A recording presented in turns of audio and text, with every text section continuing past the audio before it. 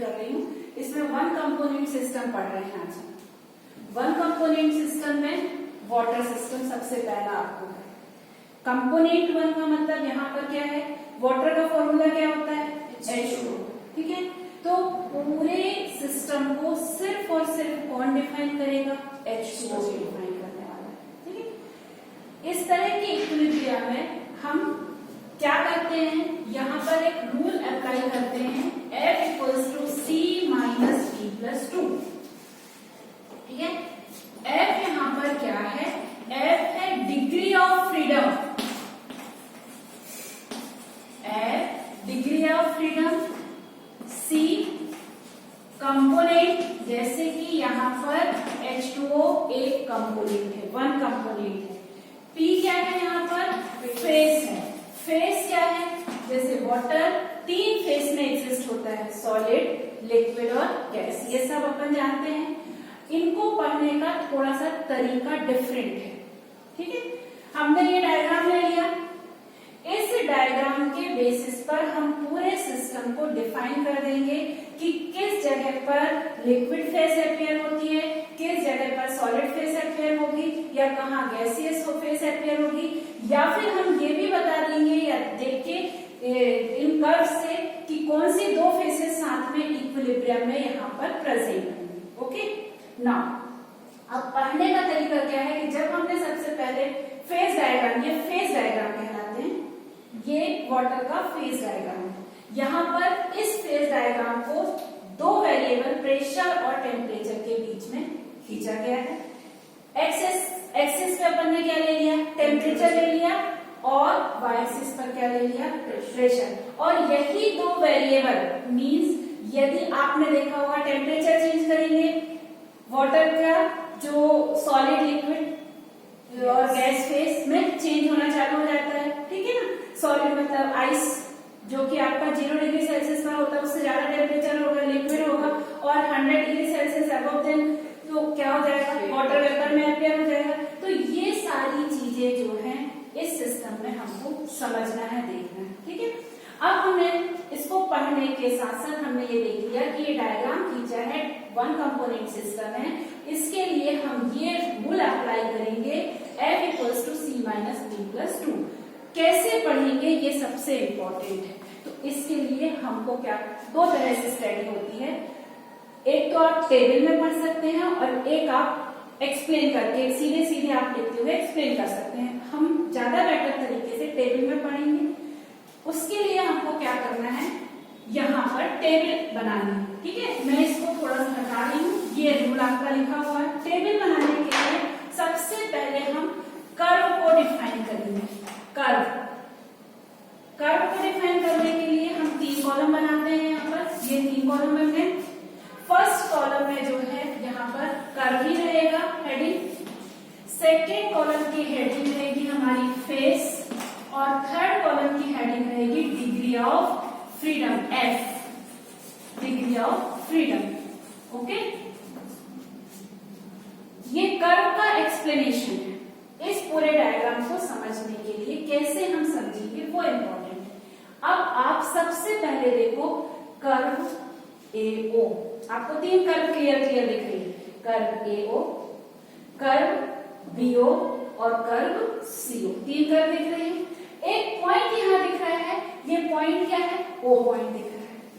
आप यदि देखोगे तो एरिया भी दिख रहा है।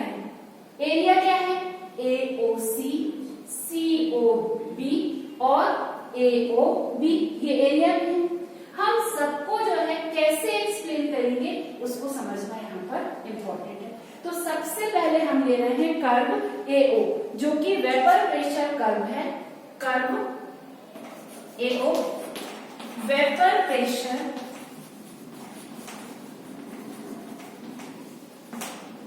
कर्व।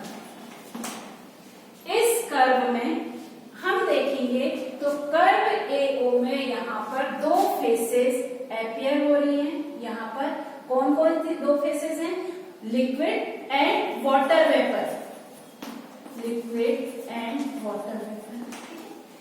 यहाँ फेस क्या है, साथ में liquid and water vapour.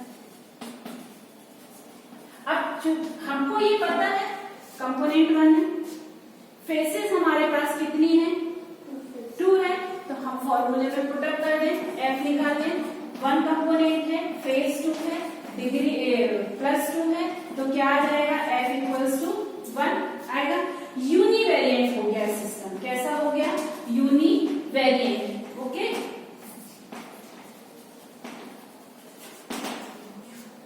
Copy कर लो इसको पहले। इसके बाद आता है कर्व ओबी, साथ साथ करते चलो आप। Curve OB,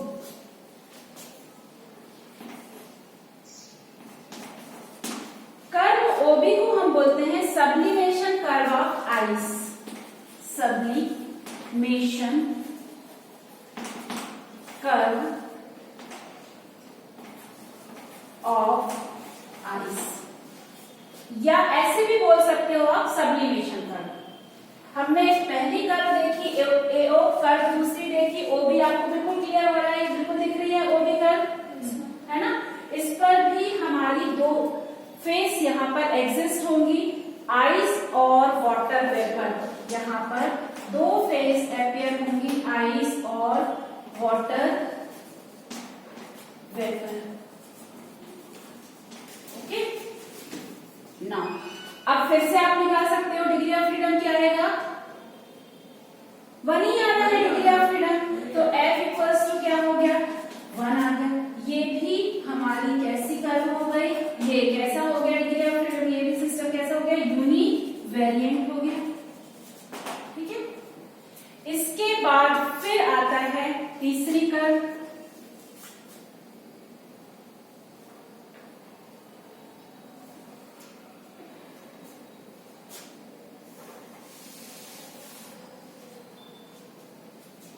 curve OC.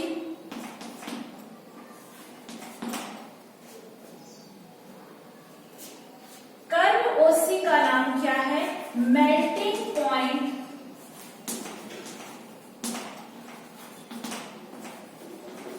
Curve of ice. ये है ओसी, ये सॉलिड लिखा हुआ है यहाँ पर, सॉलिड मतलब आइस, इसका मतलब यहाँ पर ये जो है ये melting point curve of ice है। तो यहाँ पर जब आइस मेल्ट होगी तो किस में कन्वर्ट होती है लिक्विड में, तो यहाँ पर भी 2 फेसेस होंगी। कौन कौन सी फेसेस होंगी यहाँ पर, यहाँ होगा आइस एंड वाटर लिक्विड। ठीक है, डिग्री ऑफ फ्रीडम कितना हो जाएगा 1 ही आना है। सिस्टम कैसा हो गया अभी आपका यूनिवेरिएंट। तो यहाँ पर जाकर कर्व का डिस्क्रिप्शन खत्म होता है, लेकिन एक और कर्व देखना है जिसको कि हम मेटास्टेबल कर्व बोलते हैं। पहले आपका ये हो जाए तो हम आ जाए, ओबी वाला हो गया है तो हम ओसी में ओडी देखें। ओडी जो है यहाँ पर ये क्या है, ये मेटास्टेबल ओडी। देखो इस ओ को और 0 से नीचे लेकर आए, टेम्परेचर को और 0 से नीचे लेकर आए, तो यहाँ पर ये सुपर कूल्ड लिक्विड में कन्वर्ट हो जाता है। ठीक है, ये सुपर कूल्ड लिक्विड में कन्वर्ट हो जाता है। इसको हम क्या बोलते हैं, इसको बोलते हैं मेटास्टेबल कर्व ऑफ वाटर।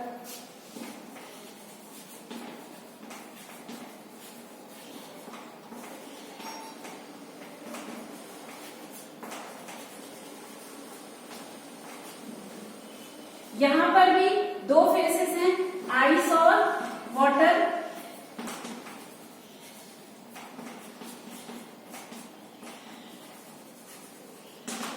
तो सिस्टम की डिग्री ऑफ फ्रीडम क्या हो जाएगा 1 ही हो जाएगा। इधर पर जो हमको वाटर मिलेगा ना वो सुपर कूल्ड लिक्विड होगा, मतलब इसको बोले बहुत ज्यादा कूल्ड, बहुत ज्यादा ठंडा। ठीक है, तो ये आपको कर्व का डिस्क्रिप्शन हो गया, एओ, बीओ, ओसी और ओडी, सबके नाम हैं। इसको हम क्या बोलते हैं वेपर प्रेशर कर्व या वेपराइजेशन कर्व। सब्लिमेशन कर्व ये क्या हो जाएगी आपकी मेल्टिंग पॉइंट कर्व। ठीक है, और ओडी क्या है आपका metastable curve of water. Curve का डिस्क्रिप्शन हमारा यहाँ पर क्या हो जाता है फिनिश हो जाता है। इसके बाद आता है ट्रिपलेट पॉइंट। इसको मैं हटा दूं। एक चीज और बताना है मुझे, जब आपको एग्जाम में आ रहा है तो आप क्या करोगे, आपको यदि इसी तरह से डिस्क्राइब करना है आप ऐसे एज इट इज कर सकते हो, ओके। पर थ्योरेटिकल यदि आपको लिखना है तो आप लिख दो ओसी कर्व क्या है, melting point curve of ice है, there is only two phases ice and water, the system is univariant according to the phase. आप इसको थ्योरेटिकल बेसिस पर भी लिख सकते हो। ये मेन ऐसा बताने का मेरा एम क्या है, इससे आपको सिस्टमेटिक तरीके से समझ में आ जाता है और शॉर्ट में हो जाता है। ठीक है, क्लियर हो गया, हटा दो ये। इसके बाद आता है लास्ट बार में फेस तो एक ही है ना, वाटर से वाटर एंड सॉलिड, तभी तो आपका यूनिवेरिएंट होगा। ठीक है, इसके बाद फिर आगे आते हैं यहाँ पर ट्रिपलेट पॉइंट। ट्रिपलेट पॉइंट जो है एक ही है इसमें पूरे सिस्टम में। यदि हम देखते हैं तो ट्रिपलेट पॉइंट क्या है, ट्रिपलेट पॉइंट है पॉइंट O, ये बहुत इंपॉर्टेंट है। इसके बाद नेक्स्ट हमारी टेबल बनेगी। अभी तो आपको एक ही मिल रहा है ट्रिपलेट पॉइंट, जब टू कंपोनेंट सिस्टम आएंगे तो 4-5 ट्रिपलेट पॉइंट मिलेंगे तो बड़ा आएगा आपका टेबल, लेकिन इसमें सिर्फ एक ही ट्रिपलेट पॉइंट है। अब ट्रिपलेट पॉइंट क्यों बोल रहे हैं, क्योंकि यहाँ 3 फेस एग्जिस्ट हो रहे हैं। 3 फेस मतलब ice, water and water vapour, तीनों फेस एग्जिस्ट हो रही है। तो ट्रिपलेट पॉइंट हमारा क्या है, वो है इस पॉइंट में हमको सबसे इंपॉर्टेंट क्या ध्यान रखना होता है, प्रेशर और टेम्परेचर, जो कि जरूरी है। जब हम ट्रिपलेट पॉइंट को डिफाइन करें तो यहाँ लिख दें प्रेशर क्या है 458 mm और टेम्परेचर हमारे पास क्या है, ये है 0.0098 डिग्री सेल्सियस। ठीक है, ये मैंने दोनों को लिख दिया। यहाँ पर ये आपका प्रेशर है और ये आपका टेम्परेचर है। ये आपको हमेशा नोट डाउन करना होगा जब आप ट्रिपलेट पॉइंट पे जाओगे। अब ट्रिपलेट पॉइंट पर 3 फेस एग्जिस्ट होती हैं, ये क्लियर हो गया है। यहाँ पर क्या होगा, लिक्विड, सॉलिड, या हम ऐसे लिख दें वाटर,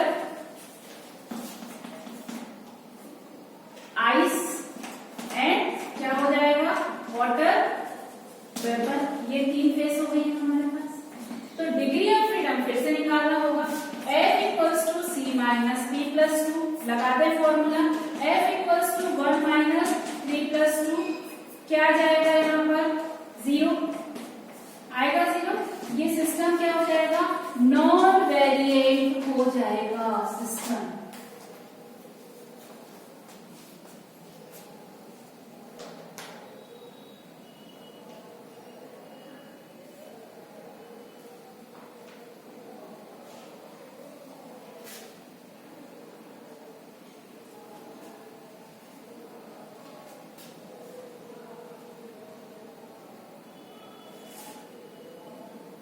इसके बाद टेबल को थोड़ा सा चेंज करेंगे। चेंज करने पर क्या करना है हमको, ये सारा सेम रहेगा। टेबल में 3 ही कॉलम होना है, लेकिन हम यहाँ पर क्या कर देंगे, एरिया, बस इतना हम कर रहे हैं एरिया का डिस्क्रिप्शन। यहाँ पर जो डिस्क्रिप्शन हो रहा है वो हो रहा है एरिया का। ओके ना, अब हमको एरिया देखना है।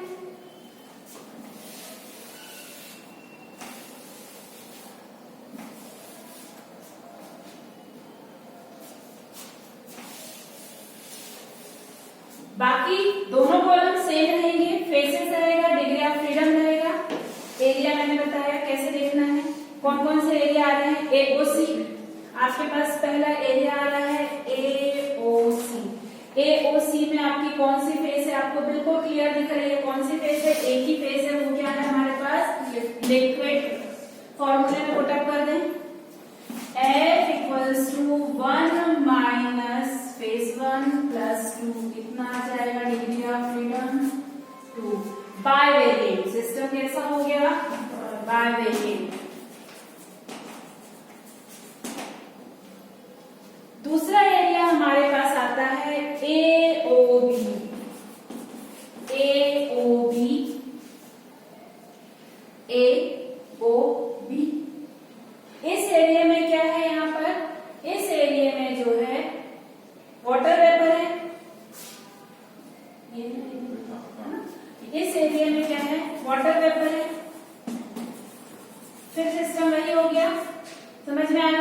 क्या हो जाएगा F इक्वल्स टू यहाँ क्या आएगा 2 फॉर्मूले में पुटअप करेंगे सिस्टम कैसा हो गया बाइवेरिएंट हो गया। नेक्स्ट जो है वो है लास्ट हमारे पास क्या आ रहा है BOC। अब आप समझ चुके होंगे BOC में क्या आएगा तीसरा क्या है सॉलिड मतलब हमारे पास क्या आ गया आइस आ गया एक ही फेस एग्जिस्ट कर रही है फिर से सिस्टम कैसा हो गया बाइवेरिएंट।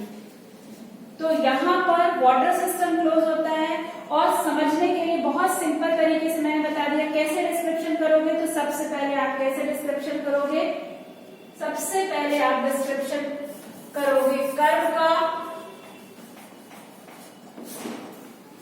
कर्व हमारे पास 3 थी फटाफट बोलो कौन कौन सी कर्व थी हमारे पास वेपर प्रेशर कर्व नाम vapour pressure OA OB OC curve थी OD में 3 और एक यदि आप फोर्थ कर्व को देखें तो मेटास्टेबल कर्व जो सुपरकूल्ड लिक्विड है तो आपके पास ये वेपराइजेशन कर रहा है ये सब्लिमेशन कर रहा है ये मेल्टिंग पॉइंट्स कर रहा है और ये मेटास्टेबल। हर कर्व पर सिस्टम यूनिवेरिएंट का है क्योंकि कितनी फेस एग्जिस्ट हो रही हैं 2 फेसेस एग्जिस्ट हो रही हैं। ठीक है ये क्लियर है यहाँ पर कोई प्रॉब्लम तो नहीं। इसके बारे में बताया ट्रिपलेट पॉइंट O होता है ट्रिपलेट पॉइंट O पर कितनी फेसेस होती हैं 3 नॉन वेरिएंट सिस्टम हो जाता है। क्लियर है मतलब तीनों जो पॉइंट है तीनों जो कर्व है वो किस पर आ रही हैं O पॉइंट पर आ रही हैं। यहाँ पर हमको इम्पोर्टेंट ये ध्यान रखना है कि हमेशा टेम्परेचर और प्रेशर हमको नोट करके रखना है साथ में ट्रिपलेट पॉइंट को एक्सप्लेन करने के समय। इसके बाद हम क्या लिखते हैं एरिया आपके सामने लिखे हुए हैं AOC AOB और BOC और हर एरिया पर एक फेस एक्सिस्ट हो रही है और सिस्टम कैसा हो जाता है बाइवेरिएंट का। तो आपको क्या दिमाग में रखना है सबसे इंपॉर्टेंट है डायग्राम ध्यान रखना। डायग्राम पे लिखे हुए प्रेशर और टेम्परेचर जैसे कि आप देख रहे हो हर जगह टेम्परेचर और प्रेशर लिखा है सारे टेम्परेचर को नोट डाउन करना है। जरूरी नहीं है कि हर एक टेम्परेचर का डिस्क्रिप्शन हम दें लेकिन मोस्टली चीजें जो है हमारे कर्व में एरिया में और ट्रिपलेट पॉइंट में आ गए। ओके तो यहाँ पर 1 कंपोनेंट सिस्टम वाटर सिस्टम जो है वो खत्म होता है जो कि बहुत इंपॉर्टेंट सिस्टम है।